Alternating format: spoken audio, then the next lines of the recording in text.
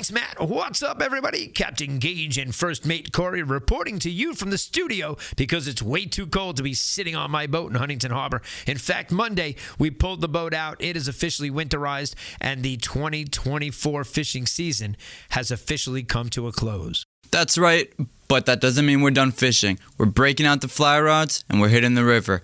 We're going to be doing some destination trips as well and checking off some of those bucket list fish. Absolutely. We're going to head down south. And guys, you can come with us because we're going to bring the video cameras with us and stick around in all the Facebook groups.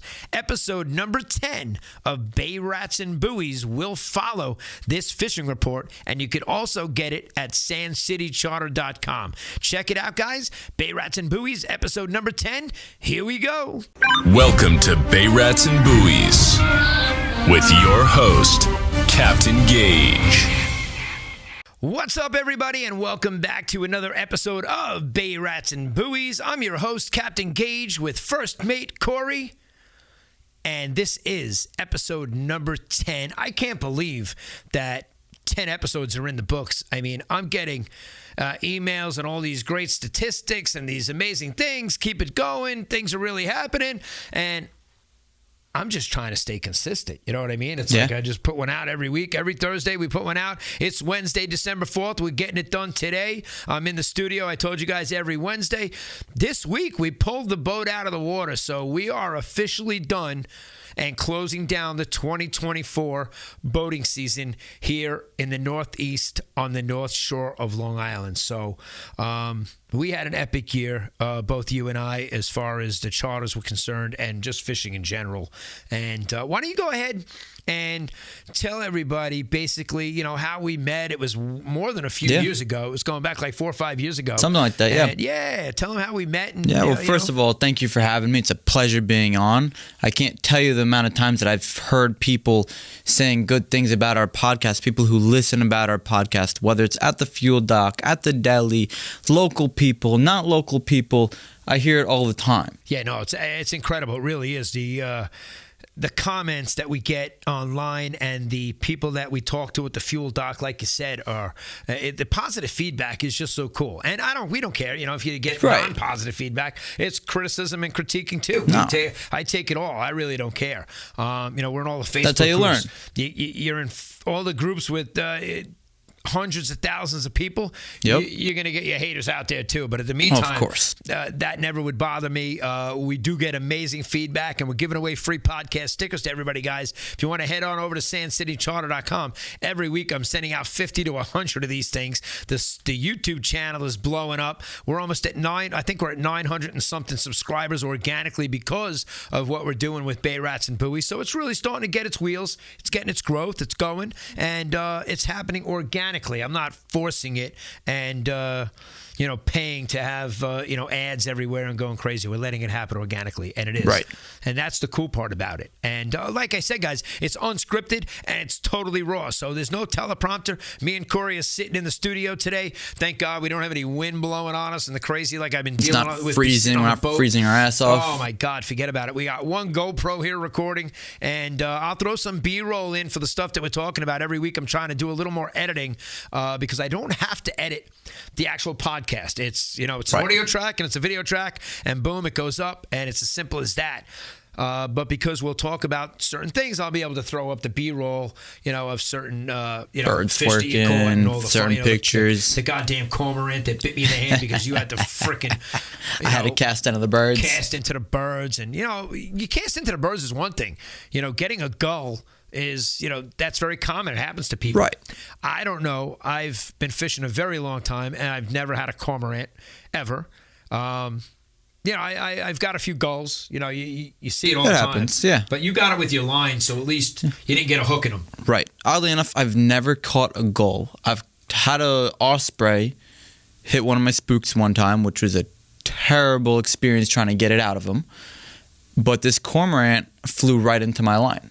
Yeah, you see it in the video too. You'll hear me scream and say, he bit me, the fucker bit me. And it didn't hurt, but at the same time, we were trying to get the line unwrapped around. He had already cut in the laurel. Yeah, so it was already easy enough. We didn't have to worry about a hook. It was really just doing the right thing by the line. and unravel grab his it. beak, and I didn't want to grab his face because I didn't want to traumatize the thing. I really just wanted to get I wasn't afraid of him biting me. You know, I just wanted to get the line off his wing, and it went pretty quickly. It was pretty smooth. So that was a very interesting experience to close out the season. That was like 2 weeks ago that happened, maybe 3. Something like that. But yeah, so tell them how we met. Yes. So for those who don't know, me and Gaige have been fishing for quite some time, coming up to close to 5 years, I want to say. Yeah. Oh, yeah. But we actually met through a fishing group. Yeah, so we text with Tommy and Dan and Yep. Steven. We're in a text group, and I got introduced to Kory that way, and we were fishing. We were fly fishing in the back. Yeah, we were fly fishing in the back of Crab Meadow. Yep. Yeah, that's right.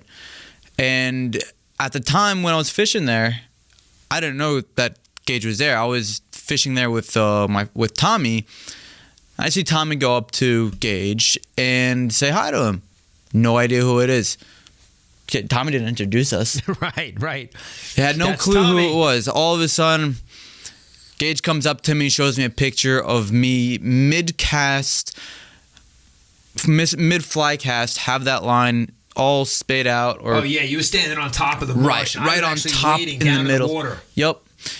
One of the coolest pictures I've got by far ever. That's just the coolest picture for anybody that fly fishes, just because the line is all the way back, it's fully extended, the inertia, and you're launching it forward. Yeah, you see it all wrapped around like it's part of a movie or something. Yeah. And since that day, really, we've been fishing pretty much nonstop together. Oh, yeah, 100%. And, that's when you started to mate for the boat, too, which was great. So it was a cool group to be in, for sure. Oh, yeah. Because of the intel that we get and that we all share locally. Everybody fishes, almost every day. Like, they're out there every day. Whether it be North Shore or South Shore. Steven's on the South Shore, which we all fish the South Shore. We would drive at that time. Me, Steven, and Dan were driving on the beaches, catching sharks. Yeah. We were hitting Demo. We were hitting Gilgo. We were hitting Smiths. We were hitting Shinny. So we fished. Jones. Yeah. Let me tell you, when we walk out to the breach, I mean, that's no joke. That walk is literally, every time you're halfway through that walk, you're saying to yourself, I'm buying an electric bike. I'm buying the electric bike. You're saying to yourself. It's a long walk. It's a long walk. But especially with all the waders and the gear and this and that. It's a workout. You get out there and it's changed. The storms have changed it. So it's not the same as when I was there fishing 4 years ago. It was epic. The bluefish were insane. In fact, I'm in the magazine, all dressed up. I got my Van Staal and my ODM rod, and I'm in the water. I got waves breaking over both sides of me. It was pretty crazy. And we're catching monster, gator blues, just a ton of fun on SP minnows and just throwing out into the, and we did a lot of beach fishing. So that was really, I'd have to attribute that spot actually to Kenny and Joe. They call Little Joe, and he works over at J&H. Yep. And so really, that's when I went to the breach because of those guys, and then I started going back. But we fished Gilgo with Steven and Democratic Point, and Shinny. Me and Dan drove to Shinny. So taking my truck on the beach, those were epic summers. There was no more fun. We had a ton of fun catching the sharks. And wait till you guys tune into the shark episode for Bay Rats and Buoys, because it is going to be lights out. I'm going to show you, how I put the taper on my thumb to keep the line taut so I could fly the drone out on a Penn Senator reel that was, the old Jaws reel to catch some 8.5 foot sharks and stingrays and some really cool stuff. So we're in a cool group. We're in guys, Steven's a great fisherman. He's fishing all the time. Dan, I met Dan in the back of Scudder. This is, I think, before I met you. And it is. Because Dan, before you met me. I was doing the fishing report for the Fisherman magazine for their Jones Beach report. And I was doing the report that day. I didn't have time to run to the South Shore, and I was doing it from Scudder, the back of Scudder. And Dan was coming out of the water with his kayak. And he came over to me, and he's like, oh, dude, he's like, I see the reports. I know what you're doing, blah, blah, blah. He introduces himself. And I said, oh, bro, I got a kayak too, man. Maybe, we'll show you around back there. I fish Bird Island, for the last few years before this, working for Freedom Boat Club at Britannia Yacht Club. I'd go out every morning before work, and for 2 hours in the morning before I even got to work, I fished. And, with a half-ounce bucktail, and got out there, I found a bass. There was tons of them. I'd catch 5-6 bass before I went to work. A nice-sized bass back there, too. Not just schoolies. Some decent ones to go back there. Yeah. So Dan, there's people don't realize there's a lot less salinity back there because of the fresh water that comes in. So if you ever find areas like that, guys, where you're gonna have fresh water meets the salt water, the bass love that. They love the little less salinity back there. I know they do. Funny enough, I've heard stories of people actually catching small cobia back there as well, which is a little weird for the North Shore. But I have seen pictures. Yeah, I've caught my biggest, strangest bycatch back there while I was bass fishing was the Spanish mackerel and weakfish. So that was crazy to get those back there. You're in the back of the year, at the end of the harbor. You're at the end of the world. Yeah, that's it. It's 20 minutes to the bay from there. Oh, yeah. Easily so 20 fish minutes come out. all the way into the back. And why are they coming back there? They're coming back because of the bait. Right. And, coming back to feed. So that's where I met Dan. And so we hit it off. And we kayaked together. I mean, me and Dan went on some awesome kayak trips. I recently, in the last year or two, sold my kayak to a kid in Northport, in the town I grew up in. And it was cool to let it go. And, I'm not going to be using it anymore. It's a pedal, 12-foot Pescador Pilot. It was an awesome kayak. And me and Dan, we kayaked the Long Island Sound. We went all the way out to Target Rock from Gold Star Beach, and we went some good distances. That's a far pedal. pedal. Yeah, it's definitely a far pedal. A lot of current going through there too. Yeah, so that that I remember meeting Dan in the group,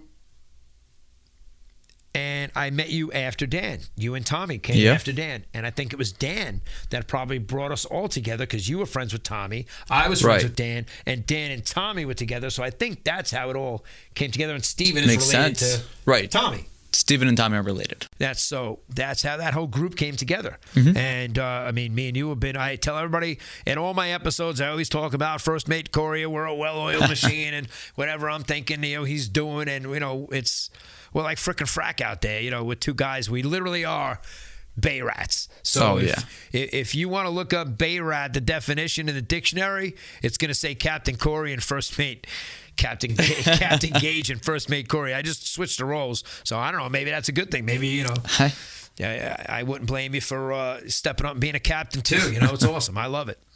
And, we've learned a lot together, working together out there. It's epic.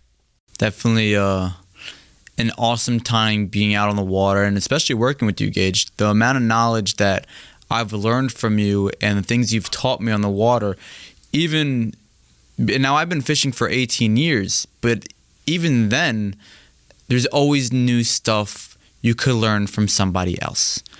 Constantly. 100%. And that's one of the things I appreciate. I even tell you people in the podcast, I'm not a know-it-all by any stretch of the imagination. I started spearfishing this year, and I'm like a sponge. I want to learn everything, and I want to do it the right way. If you want to take me snowboarding, I'm going to take a lesson with a 20-year-old kid. Why? Because he knows the best technique and how to set my bindings for what I want to do. And don't get out there and pretend you know it all, because you don't. So I'm not that guy. I don't like to know it all. I like to learn new stuff. And me and you both, I think that's why we definitely hit it off, because we both love getting out there and learning new techniques, how to use the flutter spoons, how to use the vibes, how to use different equipment that we use. We're not afraid to try. Even getting out there and throwing flies, like poppers, flies, things like that. Oh, yeah, with the casting eggs. You name it, we use it. We try it all. There's nothing we don't do. We use the slow pitch jigs. How many of those do we have? My God. Who would have ever thought of using a slow pitch jig, something you use down in Florida for wreckfish or amberjack? Who would have thought that would work for bass? Right. Right. And the past couple of years we've tried it, and it works incredibly well, especially in high current environments like the Triangle where we do fish. There's a strong current there. It rips. Yeah. So a flutter spoon's just gonna go and just be taken with the current, whereas slow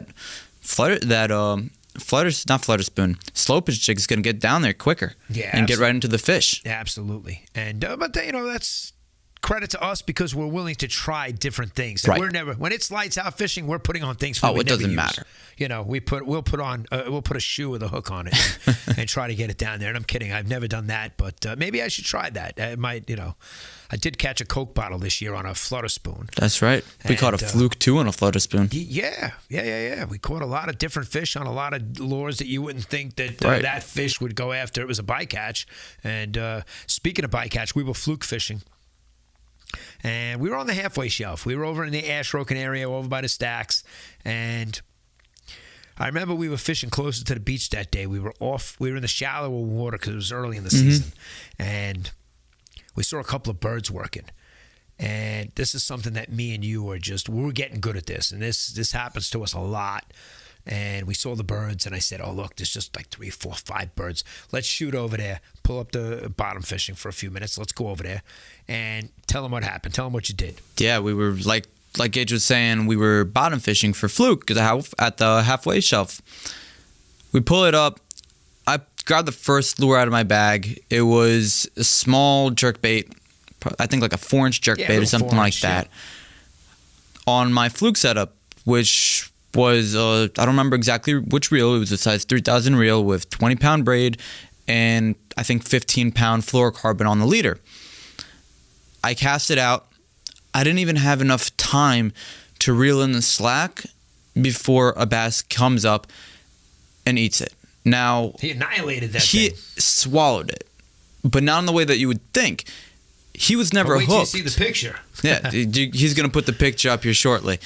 But it was just lodged in its mouth, not hooked, just stuck there like out of a cartoon. Yeah, if we didn't take a picture of it, you would have no reason to believe us. And Right. I'd say that all the time. I believe none of what I hear and half of what I see. And because I'm going to show you the picture, we didn't stick this in the fish's mouth like a toothpick holding his mouth open. This is how the fish was landed. Yeah. And when we got him up on deck and we took a picture of it, and when we put the fish down, boom, It already came out. it came right out. If I fought that fish any differently, we would have never seen. No, if anybody else had hooked into it, they would have right away tried to set the hook or do something. They would have pulled it right out of its mouth. You played that fish perfectly. It was released. It was a big fish. Yeah, it was at that season. 30. Early season. It was 38 inches or something like that. That was your personal best. That At was my point, best at was that your time. Personal best bass, Yes, which has happened to you every single year. every year. You keep outdoing your personal best. I wouldn't be outdoing and getting a new PB every year if it wasn't for you, Gaige. Well, it really. Yeah, no doubt. You know the fish better than anybody else I know. I and appreciate that. I'm surprised you don't have them on speed dial. Well, I do. I do have the fish on speed dial. I know where the bait is. I know where the fish is. And, that's credit to knowing the area. So like I said, guys, being a bay rat is somebody that really knows their local area. I know a lot of other areas, but my area, I know it like the back of my hand. And this year, same thing. Yep. So after me and Kory go out before charters, we go out after charters, and if there is no charter, we're out fishing all day, and we go everywhere. We don't just fish our area; we fish everywhere, and that's what I love about us. We're not afraid to go anywhere. We don't care what the conditions are. We don't care to get skunked. We just want to go and try something new and get on new fish. Absolutely, find new areas. This year was unbelievable. It really was, but. There were no bunker. There were not big giant pods of bunker like years prior, okay, early in the season. There were a couple pods, but nothing crazy. Nothing crazy. And the one day that we got out there, the bunker were doing something almost abnormal to what you see. We see them come out. You see them boil. You see them splash. They were shooting 2-3 feet out of the water, straight up in the air, and it was just unusual. Yeah. No, this year was definitely a little weird. And so what happened this year when you threw into it with topwater action again? Same thing. So this year, like Gaige is saying, we didn't see pods going crazy. A singular bunker here, a single bunker there, just jumping out of the water. And you'd see a small boil here and another one there, and you'd hear the splash. They were so sporadic. You couldn't. If you could have chased them around, you would have been all over the place. Right. They 100%. They were so far apart from each other, you couldn't cast from one spot to the other. That's how far apart they were. We decided to sit, wait it out. That's it. Sit in the middle of it all and shut the boat off. Yep, that's exactly what we did. We saw a splash. I casted it out. and I'm not even paying attention to my Because lure. you're looking around for more sporadic movement. Right. My head's on a swivel. I'm trying to hear if I hear a splash or see something. Meanwhile, I'm working my lure back in, my popper back in. And I got the GoPro going, as always, and I got it in my hand. I'm actually holding it and videotaping him retrieving his lure. So the whole thing that he's telling you was caught on video. All of it. From the cast till the fish is in the boat is all on video. And you could hear in the video Gaige saying, it's on you, it's on you, it's on you, it's following your lure. I'm oblivious. Gaige tells me to stop it, just to pause for a second. I pause and boom, instantly hooks up, takes, how much line did he take? 30, 40 yards line instantly? You had the Stratic on that day. Yes, so I had the Stratic on that. Multicolor. Yep. And he peeled you down to where you had never seen those colors before. Yeah, those colors are brand new. Typically, after a while, the braid, You're right, they're a little faded. They fade, lose color, but this went so far back where those colors are brand new that even afterwards, I saw the color peeling on my fingers. Right. That's how much line it pulled out. We see it. It's getting peeled off. The video is peel and drag. And the reaction to you when we netted the fish, I mean, I netted them with one hand, still videotaping it. And, again, it was top water. It's got a hook in its mouth, and you don't want to lose that fish. Yeah, it was on a single, too. It wasn't on a treble. It had a single hook right in the corner of the mouth. And as soon as we got in the boat, that hook came right out. Yeah, they always do. They always do. If you don't play these fish correctly to get them back to the boat and know how to do it, you're going to drop. That was a trophy fish. You actually thought you had the biggest fish. I did have the biggest fish for a while. You did. You thought 44 inches. You had the season one. You were like, I thought so. So at the end of the day, what was the? It was a 44-inch striped bass. It was a fat one, too. Yeah, it was fat. It definitely was fat. It was on the heavier side of a 44, but at that time, we did not have. I think it was because of that fish. I bought the digital scale. You bought it the next day to put it on. So when I don't like to use a boga grip, guys, and I talk about that in all my things. I don't like to hang fish vertically. So we bought a really cool scale, a digital scale to put it on, and we have a board that you put the fish on because when you got a 44-inch bass, it's going to flop off the scale. You don't want it hitting the deck. It's got to stay suspended up so you get the weight of it. And yours was 44 inches. Yep. Okay. It's my biggest one today. The one that we got with Steven and Jack, Steve came back out on a second charter, and he brought his neighbor and his two sons, and he caught a 48-inch, 47-pound, 6-inch bass. And, I mean, you got to see this fish. This fish was massive. And again, listen, guys in our area catch 50-pound bass. It happens. They're around. They're around. They're here.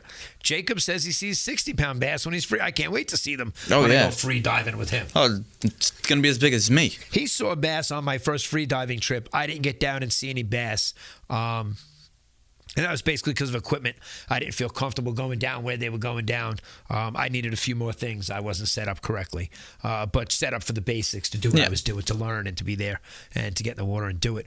But nothing better than Block Island. Block Island is like the mecca of spearfishing. And one of the guys in my marina was showing me a video of him getting down to everything was a 30 and 40-pound bass, where they were trying to shoot the runt of the litter, that they didn't even shoot at anything because all the bass were so big. And that's Block Island. That's Block Island for you. That's Block Island for you, exactly. So I can't wait to get involved and do those trips as well, because what I did locally, which me and you are going to do, you're going to get into it as well. You have no choice. Oh, yeah. We'll start in the springtime. We'll start in May. We'll go out and do some fluke fishing and see if we can get on some winter flounder. Ooh. Even if we could just, in the shallow waters, just to see them. Just to snorkel around and look for them in the spearfishing stuff. We'll get down and just see if we can get a couple of those. Nothing fancy. Nice and easy, 10, 15 feet of water. Absolutely. So we had some epic fish. And again, topwater action every year. Just paying attention to our surroundings has really helped us land what we like to call trophy fish. Because this a guy came into my office today, into the studio to record, and he's never caught a striped bass in his life. He boated out of Mauritius. He's caught a ton of fluke. He's done this.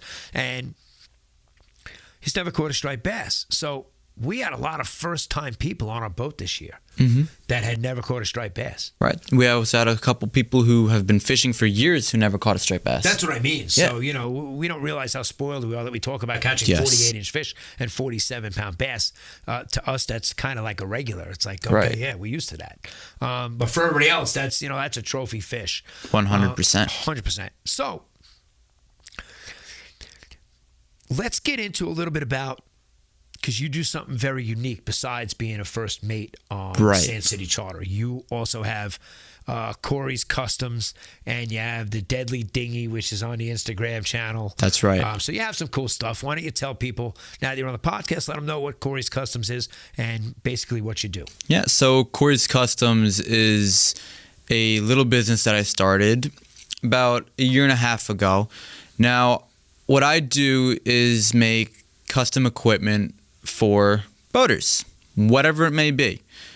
I'll take whatever you want, whatever you can't buy in a store, and I will fabricate it for you. Whether it be gaffs, dehookers, bait nets, dock poles, anything you could think of, custom deck brushes. I even had somebody ask for a almost like an extended boga grip, but for releasing fish, where you don't have to hang off the side of the boat in order to revive a striped bass. You put it in the mouth, you hang the whole stick over the side of the boat, you pull a little string, you pull the trigger, and once the bass revived, swims away. Yeah, so I saw that. That was actually a pretty cool contraption, and you made an unbelievable boat hook for Captain Mike. Right. And that 8-foot bamboo, all epoxied. I mean, that thing is absolutely beautiful. Custom colors, everything. Custom paint jobs, custom paracord wraps, custom colors for whatever you want. You have a logo that you want to put on it or painted on it, not a problem. So I'll put the links in the description of the video so that you guys could get in touch with Kory for Kory's Kustoms if you guys want anything made, whether, like he said. So he's actually making me a hockey stick, because I still play hockey to this day, and I can't think of a better boat gaff to have than one of the $350 hockey sticks that I have that's super light, that he's going to transform into an amazing gaff. But again, we only gaff bluefish. Right. So for me, it's not a huge necessity. I have a gaff on the boat, and like I said, I support the amount of times that people want bluefish is very limited on the North Shore. So it's really only then you decide to gaff the blue. Right. Is only if somebody's gonna want to take tuna it. Fishing, guys that right. So I got a couple people fishing. offshore on the South Shore that have purchased a couple of my things. I've even done a raffle as well, and no complaints at all. Well, East End Anglers got a couple of things in mind as well. We'll have we'll see them at the boat shows this year. We'll see them at the boat shows, guys. We'll see them at the fishing shows. So if you catch up with us there, he'll have some of his gear with him, and you can either check it out, you can buy it right there. We'll definitely have some stuff at the booth so that you can purchase it. And we got a lot of big things happening this winter. So we just shut down the boating season, but we're pretty excited about what we got going on even just now in the next week or so. We're going to start hitting the river. We're going to go fly fishing, and we're going to do some destination trips and head down south and check off some of the fish on our bucket list. And I mean, I can't wait to get in the river. Oh yeah, man! And it's gonna be a blast. We have a couple days next week where it's gonna be 50 degrees, it's 50 degrees in Florida right now. So even the guys down south are all like, "Wow, it's a little chilly down here." But that's like a 50-degree day.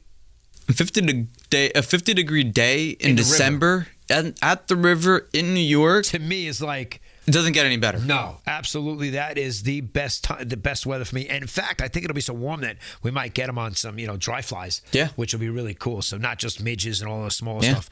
I think it'll be cool to get them on dry flies. I love watching anything that blows up on a top water. For me to me that's the best. So, I'd rather catch one trout on a dry fly than 5 on a midge, on a woolly bugger.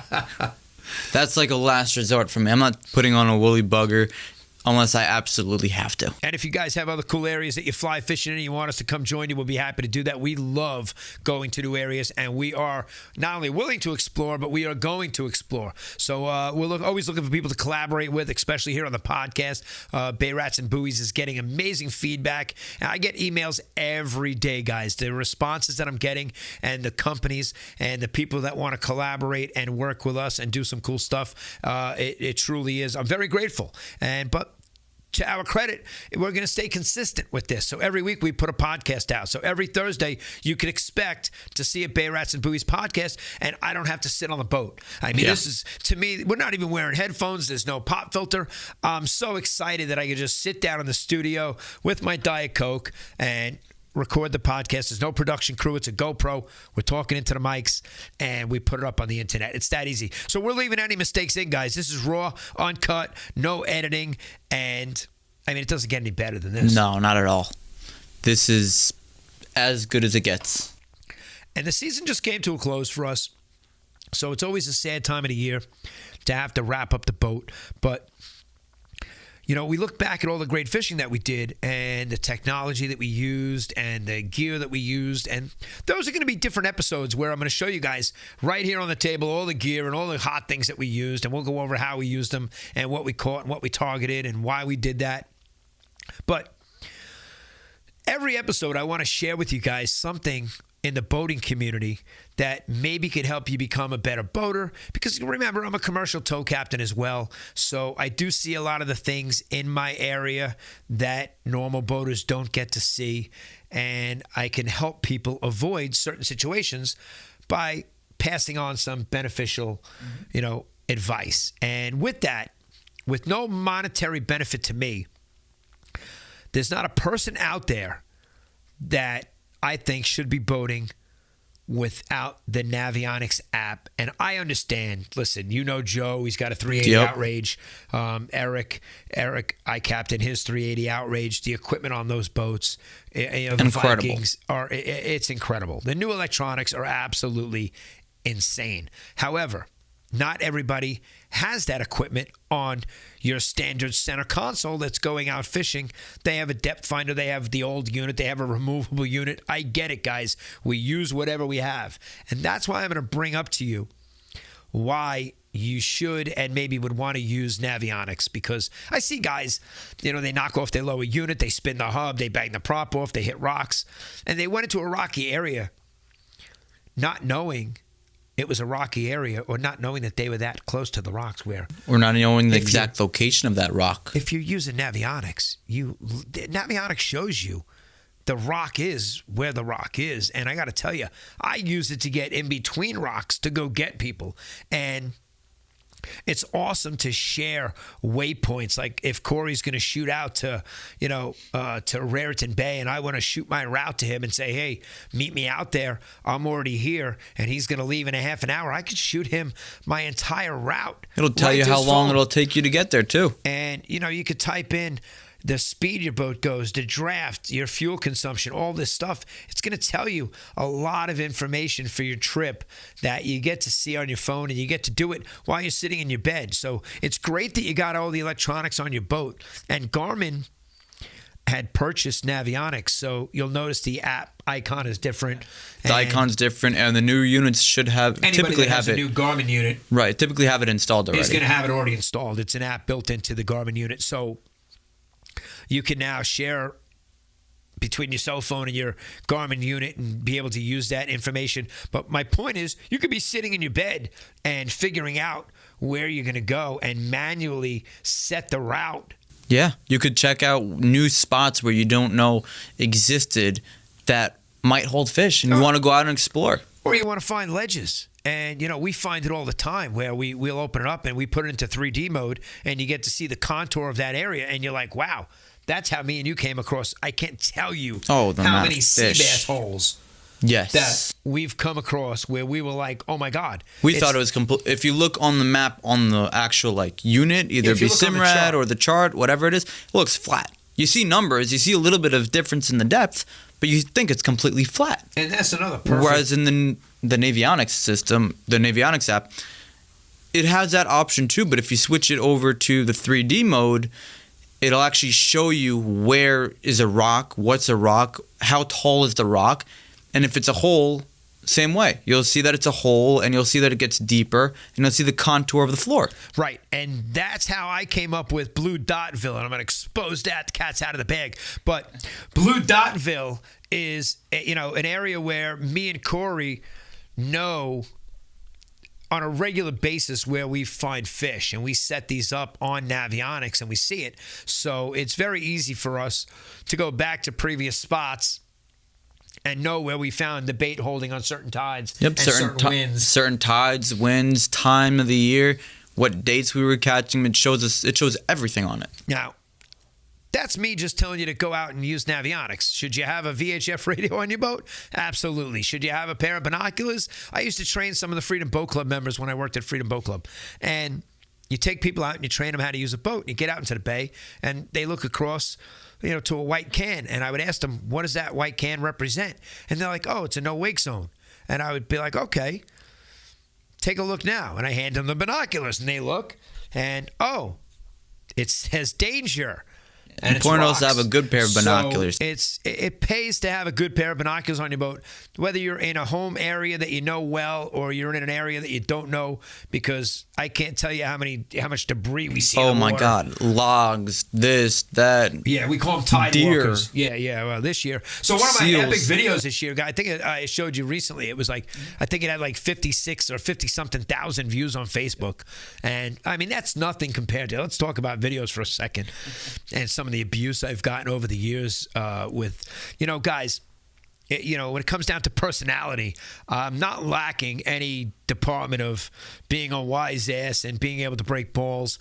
And I made a couple of videos on TikTok that went stupid viral, 800,000 views and 350,000 views. And in one of them, I'm acting, basically like the 3 don'ts to do on a boat, don't show up late. Guys were writing me messages. I would never get on a boat with you, you cocky son of a bitch, and I was cracking up. And the guys, the casting net, I did a cast net tutorial.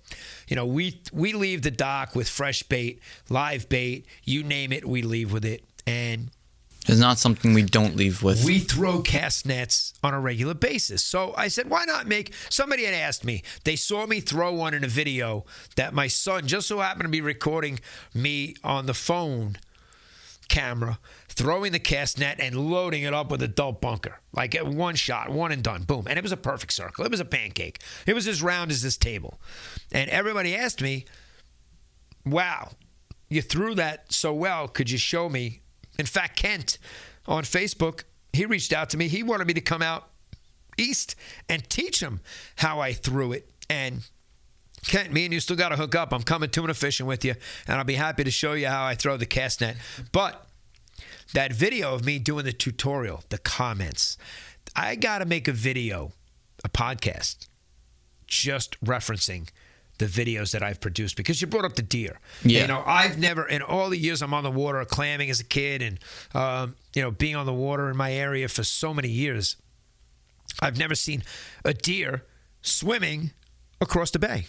Yeah, I've seen them go from like my house to Vanderbilt. I've seen them that way go just swimming. Not many times, but I've seen it once or twice tops. I hear about it all the time. We know they came across from Connecticut out on the East End, and that's how they came to Long Island. That's how they get to Fire Island, too. They're great swimmers. Their hair is hollow, so they're very buoyant, so they don't... Hence the name bucktails. Right, that's why I use it for dry flies. So I saw one coming across by the Coast Guard station. I stopped my boat, and I filmed it for 10 minutes. I filmed this thing swimming, and it got a lot of views online and a ton of comments. So... a lot of the videos that I've made have gotten, garnished a lot of attention. Some of the attention is not always good because people don't like, the people writing the video in the time that it took me to throw the cast net. The fish left the harbor.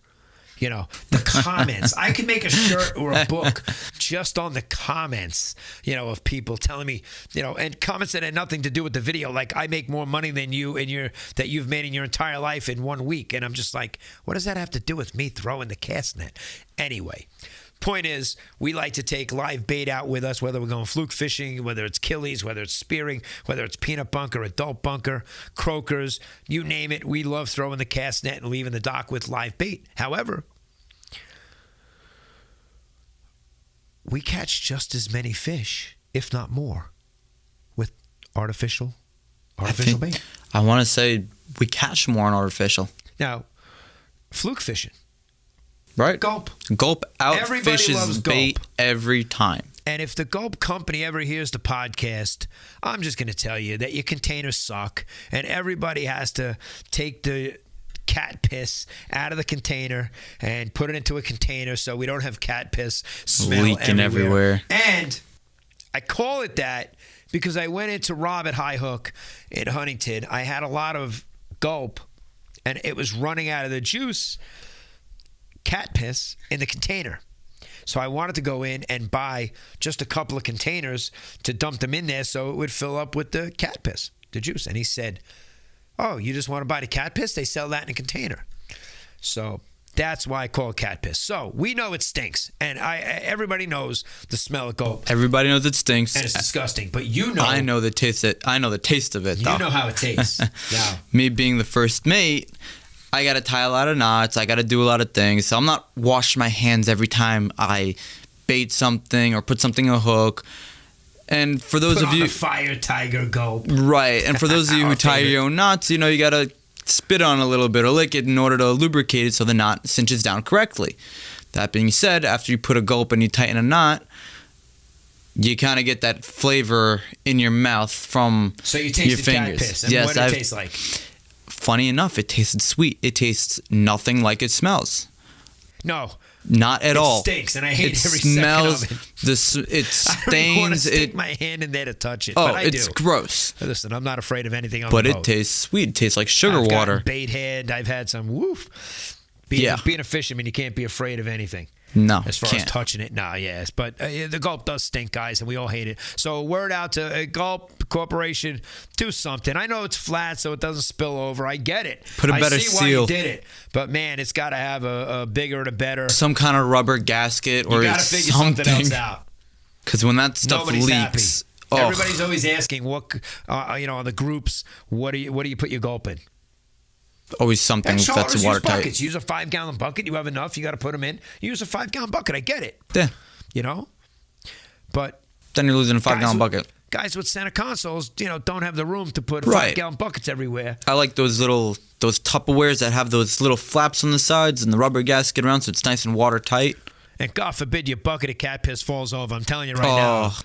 It's going to stink. And anybody that's got it in their car, and oh my God, it's just gone over the back of the truck. Yeah, dude, it's happened to me. If it's just on your gloves on a rag in the back of the truck. And I've had it spilled on the carpet in my truck. It's absolutely god awful. Oh, it's terrible. I power washed the thing and it still smelled. Yeah, no doubt. So, that's Gulp, and I wanted to bring it up because, we use bait and use Gulp, but I got to say we've done a lot better fishing on artificials, and, like this year, the flutter spoons were popular for the last few years.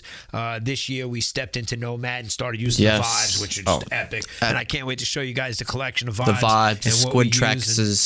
They're unbelievable. Even the poppers, like the Chug Norris, is absolutely incredible. Yeah, I have a great, wait till you see my, my Nomad collection. It's actually pretty extensive. And I love I love it. I love it a lot because it has single hooks. Yes. And man, are they sharp. Those BKK hooks are ridiculous. You touch those hooks and the thing is stuck to your finger. Just touching it. It doesn't have to even get pushed in. You just touch it. And I love it. It'll get hooked onto your fingerprint on the finger. And the Chug Norris is, that's just, it sounds like when you do it right, and we've practiced it. When you do it right, it sounds like a fish exploding already on the.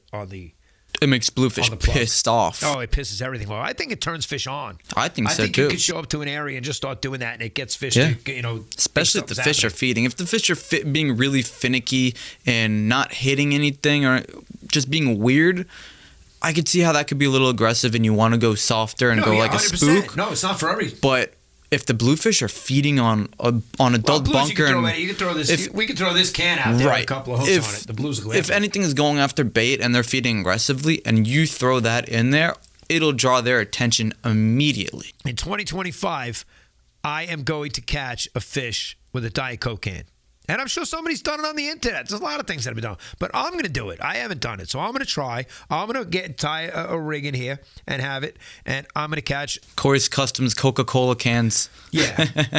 But Diet Coke, you know. I Diet Coke. drink Diet Coke. Exactly.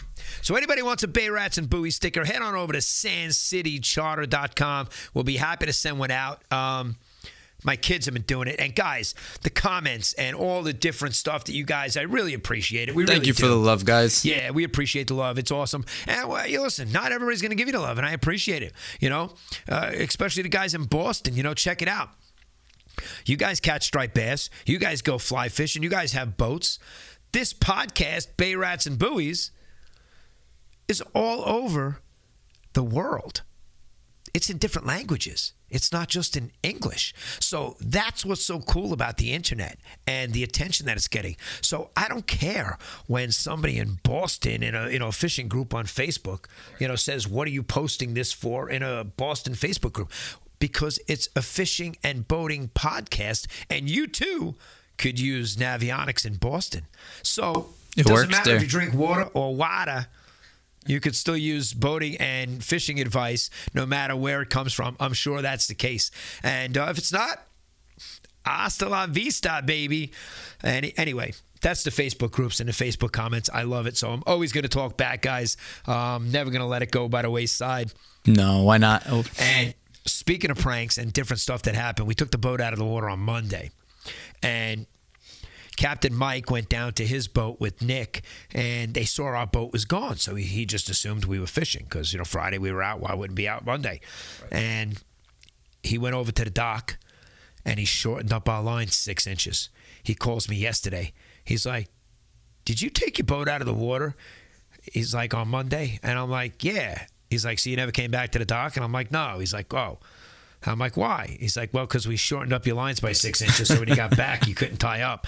And I said, "Oh, that's really nice of you." So amongst us captains, the ball breaking never will amaze me, and it's never going to stop. So there's a lot of ball breaking that goes on. So if you think any ball breaking that goes on in a Facebook group is new to me, it's far from it. Bother us. Yeah, absolutely. We love it. Bring it on. The more the merrier. And I just wanted to say thank you to all the Facebook admins that do approve the post and share the video. You guys are absolutely awesome, and we greatly appreciate it. But thank you guys from the bottom of our hearts. That's it. Head on over to sandcitycharter.com if you guys want to get a free sticker. We'll be happy to get one out to you. This is episode 10. I can't believe episode 10 is in the books, coming to a close.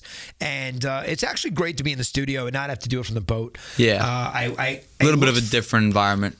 I looked forward to this time of the year to do it, but I also wanted to prove that I could do it from the boat. You know what I mean? Like I could do a podcast from the boat. So we could do it from anywhere. So we're going to come to your boat. We're going to come to you, Jaden, out in Panama City. We're coming, and can't wait to get you on the podcast. Chef Rob is coming in. He's just a couple of weeks away.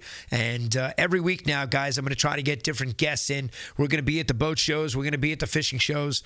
So hopefully you'll come over to us, say hello. We'll have merchandise, we'll have shirts, we'll have hats, and we'll have stickers to give you. And maybe Kory will raffle off and give away one of the gaffs. I know he's making me a hockey stick. Yeah. So I can't wait to get that hockey shaft and get a new hockey gaff. That's going to be an awesome gaff for the boat. Looking forward to that. Oh, yeah, it's going to be awesome. And check out Kory's Custom, guys. You can check it out at Instagram. I'll have the links in the description below. So check them out if you want anything made, whether it be a gaff, a boat hook, a D-hooker, a bait net, whatever you need. Tuna spike, whatever it is. Yeah. I think you could probably even make a flying gaff, right? You could probably make a flying gaff. Yeah, you can't make. And guys, the bamboo is insane. When you get this stuff epoxied and bambooed with the stickers on it, I mean, it's a fat piece of bamboo. It just feels like a real. It feels better than anything you can buy in the store. I got to say that. And I saw some. Looks better too. We saw some at the show. And what was the price of those things? The prices were ridiculous. Ridiculous. No epoxy on them. $400 or $500. Nothing. Yeah. It was just unbelievably. It was a gaff. It was what was it, like 3 foot or 4 foot for $400? Ridiculous. Yeah. No, I don't think prices should be that much. Yeah, no, you got to keep it within reason, guys. Yeah. And listen, everything on a boat is more expensive. I get it. I do. But there's reason. My gaffs, for the larger gaffs, for the 8-foot gaffs, I'm selling them for $180 starting price. If you want multiple colors, special paint jobs, it's a little bit extra, but it's nowhere near $400. Yeah, 100%. So that's Kory's Kustoms. This is Bay Rats and Buoys. If you guys want to collaborate with us, reach out to me. You know how to get in touch with me at sandcitycharter.com. Don't be afraid to drop me an email or a message. I respond to everybody. I get them daily, so I'm talking to a lot of cool people, and there's a lot of cool things happening. I can't wait to grow the show and to close out the year. We're going to have some really cool guests. I'm really excited. Yeah, super excited about that. Also, let us know in the comments if you guys want us to raffle off a gaff or raffle something off. Share with your friends. Let us know. We're going to give away a few things. So if Kory wants to give you a gaff or give away something and you guys want to hit him up, absolutely hit him up and do that. We're going to be giving away merchandise on this show here throughout the season. So we'll be giving, Avid reels and different stuff. We're just going to have a few cool giveaways thanking listeners, because we really have some cool listeners that have listened to all 10 episodes. And they write to us and they communicate to us, and we really appreciate that. So we're going to take care of you guys. We promise we're going to get that merch out this winter, and come check us out at the boating and fishing shows. Like I said, episode 10 is in the books. We love you guys. Thanks for tuning in. Thank you, guys. Episode 10 is a wrap. Thanks for tuning in to Bay Rats and Buoys. Captain Gaige and First Mate Kory, over and out. Thanks for listening to this episode of Bay Rats and Buoys. Be sure to visit sandcitycharter.com and follow Captain Gaige on all our social media channels.